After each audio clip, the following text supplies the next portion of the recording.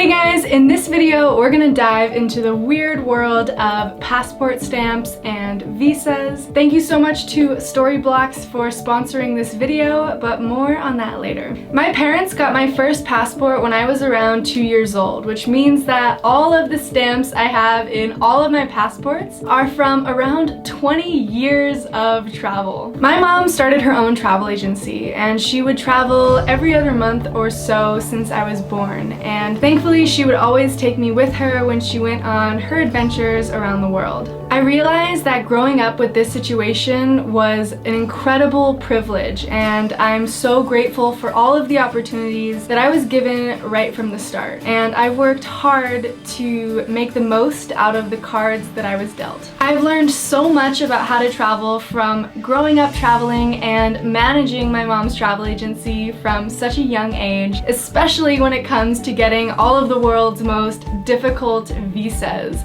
So I'm in the process of creating a program of how I can teach you to do it for yourself in the most affordable way possible. So don't forget to subscribe to stay tuned for that. I didn't intend on collecting passport stamps when I started traveling. My passion is for collecting bucket list experiences. These passport stamps remind me of those memories in such a tangible way. They were also a crucial component of proving to Guinness World Records that I had traveled to every country. I have another video about that incredibly tedious process if you're interested. So I'll start with explaining why I have 8 passports. I had 3 passports before I turned 16 because they expire every 5 years when you're a kid. I have 1 passport that isn't completely full that expired when I was a teenager. There are 3 passports that are completely full from when I was really focused on traveling to every country, and of course the passport that I am currently using. It's funny because you can almost watch me grow up through my passport photos. I'm going to flip through all of the pages of my passports to show you all of the different stamps and visas from countries all around the world. But first, I'm excited to tell you about the sponsor of this video, Storyblocks. Storyblocks is an amazing stock footage service that I've been using for months. I've traveled all my life and I have so many stories to tell, but sometimes I find that I'm missing shots or wasn't allowed to get certain shots during my travels. For instance, in some countries you need special permits to fly drones, and I wasn't able to get any cool drone footage. Fortunately, a lot of incredible videographers have uploaded their footage to Storyblocks for members to use. There's stock footage for every project in the Storyblocks library, and the best part is that you only have to pay a monthly subscription instead of having to purchase individual clips. Storyblocks has been an essential tool in my storytelling arsenal for months before they reached out. So thank you again to Storyblocks for sponsoring this video. You can learn more about them in the link in my description and go show them some love. One thing that was essential when I was traveling to every country and needed to apply for a lot of different visas was having a second US passport. This isn't something that a lot of people know that they can get, but if you submit paperwork to the US State Department showing that you have conflicting travel plans, occasionally they can issue you a second passport so that you can also apply for a visa at the same time that you're traveling. And that was so helpful because I actually ran into so many issues getting a lot of these visas. For example, my visa to go to Pakistan actually took 6 full months to obtain. I applied to go to Pakistan as a solo female traveler, and I think because of that they didn't pay very close attention to my application and let it just get lost. I had to go to the consulate in person 5 times. I had 2 in-person meetings with the consul general. I applied with 3 different applications, and I had 2 people go to the Ministry of Foreign Affairs in Islamabad on my behalf to expedite my visa application. I was still needing to travel during those 6 months that my passport was in the consulate of Pakistan, so I applied for a second passport and was able to continue traveling while that passport was stuck at the consulate. The best place to start with this would be in the beginning. So this is my very first passport. You can tell that this thing is super old because it's a completely different style than the current US passport. This is issued in 2000, so I was about 2 years old in that photo. And we didn't travel too much when I was that young. Actually, the first stamp in here was returning to the US from Ireland on September 9, 2001, which was 2 days before 9/11, which is pretty crazy to think about. There's not too many other stamps in here. I think the only 3 are New Zealand, Bahamas, and Ireland. Here is the next passport. I am a little older. It looks like this was in 2004, so I was about 6 years old in this photo. Oh, this was my first ever trip to Africa, which was to Kenya, and it was still some of the most amazing memories I had growing up, and just fell in love with all of the different wildlife and the local culture. It was a really beautiful experience to have at my age. So all the passport stamps for it. And looks like we have Copenhagen, Denmark. Oh, and it looks like we have Chile passport stamps. Chile is actually the country that I have not been back to yet since I was a kid. So Chile is definitely going to be next on my list of places I really want to go back to. Next we have my first trip to Egypt. This is an older version of the Egyptian visa. First trip to Canada. These are Thailand passport stamps. First trip to Vietnam and Cambodia stamps. You can see this is the first old Vietnam visa. Here is an older Cambodia visa as well. So not too much yet in this passport, but there's a lot more to come. So now in this next passport, still growing up a little bit, it looks like this was in 2009, so I am about 11 years old in this photo. Here we have a visa for South Africa, Peru. Here, more South Africa stamps. We transited through the UAE a few times. We also visited the UAE. Visa for India in 2012. Still haven't been back since this initial trip, so India is also one of the countries that I am just dreaming of going back to because there's so much more to see. Gosh, it's so hard to read these, but it looks like this is a visa for Namibia. This passport stamps for Namibia. This one's from Bucharest, so these are stamps for Romania. Leaving Switzerland on one of my first Euro trips. Another Egyptian visa. You can tell this one is a bit newer. It looks a lot different than the first Egyptian visa that I had. This one is taking a boat to Malaga, Spain. Oh, and this is an old electronic e-visa from Australia. So that was all for this passport. Alright, this next passport, I'm definitely starting to get a bit older now. I had a phase where I was kind of goth, had some really intense bangs, dyed my hair black. This was in 2014, so I was about 16 years old.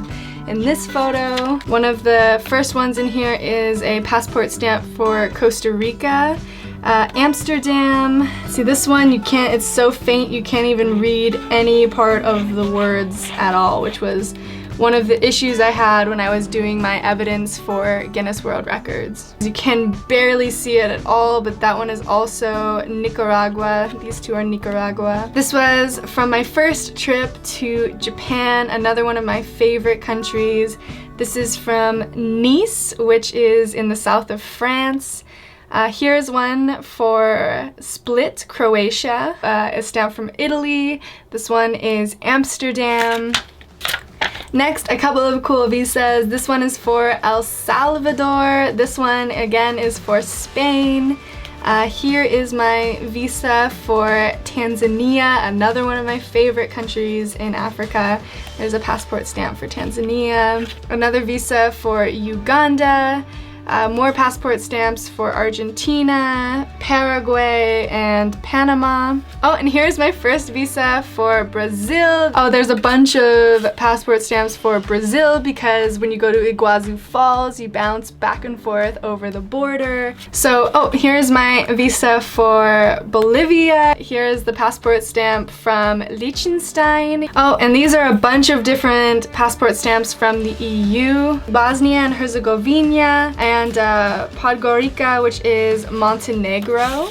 Oh, here's another tourist stamp from San Marino, which is a micronation within Italy. This one is Barcelona, Spain, Riga, Latvia, Poland, and Lithuania, and Belarus. Oh, Athena, that one is Greece. Oh, here is one from Monaco, which is a micronation within France. So this was the passport I used to go to a lot of different countries in Europe right after I turned 18. That was about it for this passport. Wasn't completely full, but it definitely got a lot of use out of it before it expired.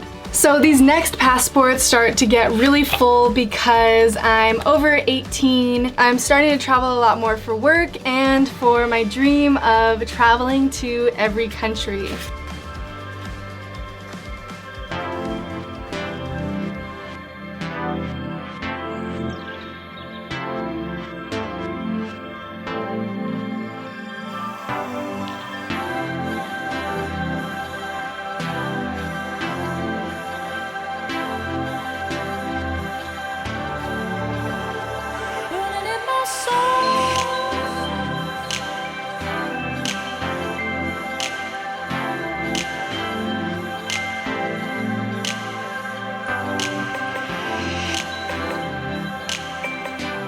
This one by far is my favorite passport stamp. It's from Palau and it's an ecotourism pledge that you sign when you arrive in the country. The pledge states, "Children of Palau, I take this pledge as your guest to preserve and protect your beautiful and unique island home. I vow to tread lightly, act kindly, and explore mindfully. I shall not take what is not given. I shall not harm what does not harm me. The only footprints I shall leave are those that will wash away." I think that is so beautiful, and it's definitely something that a lot of other nations should also do.